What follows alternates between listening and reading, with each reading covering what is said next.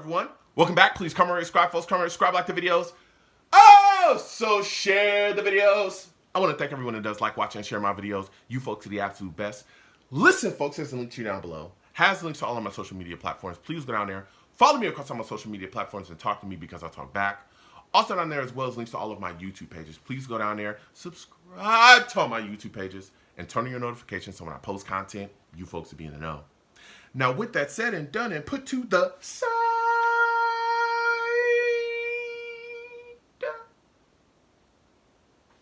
I've come to talk to you folks today about the New York Jets taking a rough loss. I'm talking a rough loss to the Tampa Bay Bucs, 29-27. This was rough, man. It was rough to watch. Please give the video a thumbs up, comment down below, let me know what your thoughts is on it, and subscribe. Listen, the Jets offense was so bad in the first half of this game. It was awful. It was awful, man. It's awful. And this is something that I'm becoming more and more worried about, is the fact that the Jets are not playing like 4 solid quarters of football. You know, I know that the team's not talented. They're not talented enough to be a playoff team. There's talent in certain spots, right? We love Sauce, we love Garrett, but even Brees, we love Brees. Like, we have some talent, but we know that we're not talented enough to be a playoff team. But it's like some of the things that I'm seeing are things that veteran players should not be doing. Mistakes that I'm seeing, the penalties, the nonsense, the stuff that I'm seeing is just like, bruh, this is a team that's building, but when are we going to like cut out the rookie mistakes to really continue to get to that next step and that next level? I'm wondering about that. The Jets had a terrible first half. I'm going to start with the Jets offense. My goodness, where did the Jets running game go? What happened? What happened? That's supposed to be our calling card. We're supposed to be able to run the football effectively. We didn't do that. All right. Brees Hall had 9 carries for 21 yards on the day. I'm going to say it again. Brees Hall had 9 carries for 21 yards total on the day. Brees Hall's supposed to be one of the top backs in the league, and he only gets 21 yards on the day. The Jets can't run the football. Tyrod Taylor actually led the New York Jets in rushing. He had 8 carries for 48 yards. I don't know what's going on. I have no clue what's going on or what's going on with the Jets offense. I do not understand how we cannot run the football. This is 2 weeks in a row where the Jets have not been able to get anything on the ground going. That's insane. The Jets also couldn't adjust to the blitz whatsoever. Oh my goodness.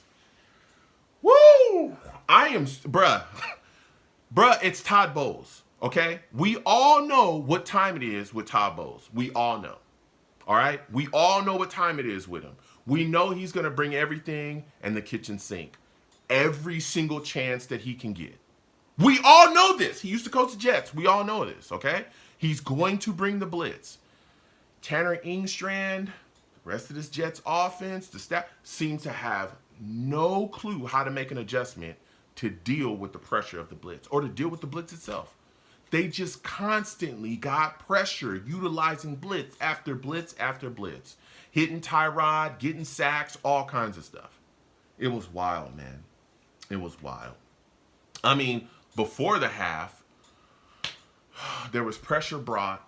Tyrod Taylor throws a gut-wrenching pick. It was insane. And that's something you don't think you will see from a veteran like Tyrod Taylor. He threw a gut-wrenching pick 6. He was trying to force the ball over, right, to Garrett Wilson. Now, Garrett Wilson should have came back to knock it down or help, but he didn't. The Bucs defender picked it off, took it right back to the house for a touchdown. I mean, it was rough. That first half, honestly, the first 3 quarters of this game, as a Jets fan, was very rough to watch. It was ridiculous. The Jets defense wasn't great either. They struggled to get stops. Bro, they gave up a 3rd and 29 on a pass interference. Michael Clemens had his daily penalty as well to help the Bucs drive continue offensively with an easy first down. Like, it was bad. It was bad, okay? At the half, it was 20-6. The Bucs were up. The Jets only had 90 yards of total offense at that point. It was rough. The Jets didn't even get anything going until the fourth quarter, literally.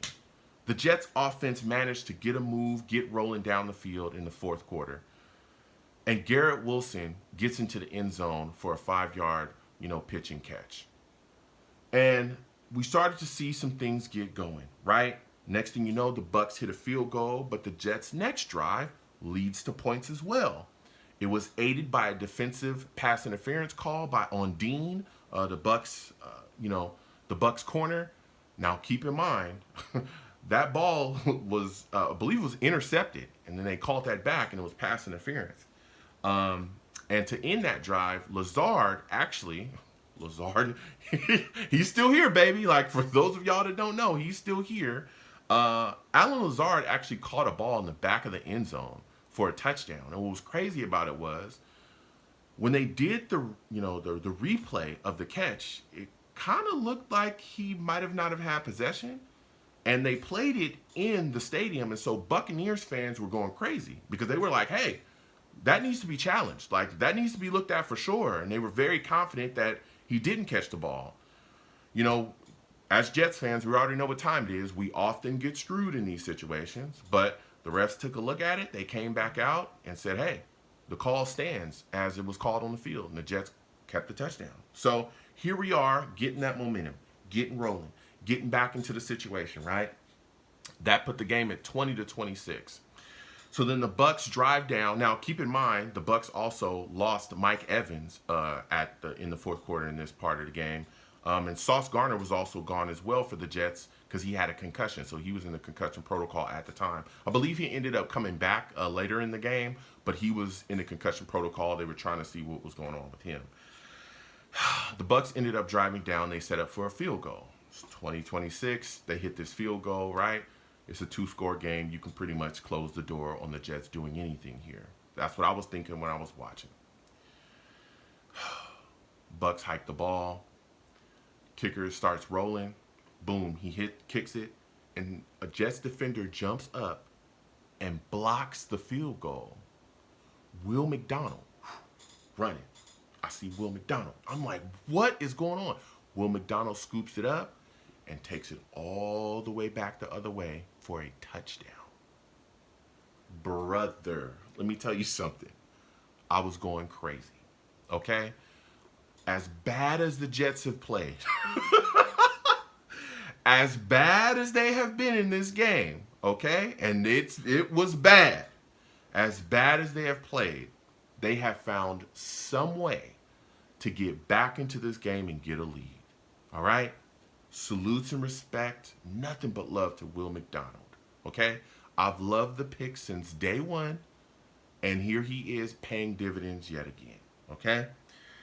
So now the Jets are up 27-26. We just need a stop. That's all we need. We just need a stop, okay?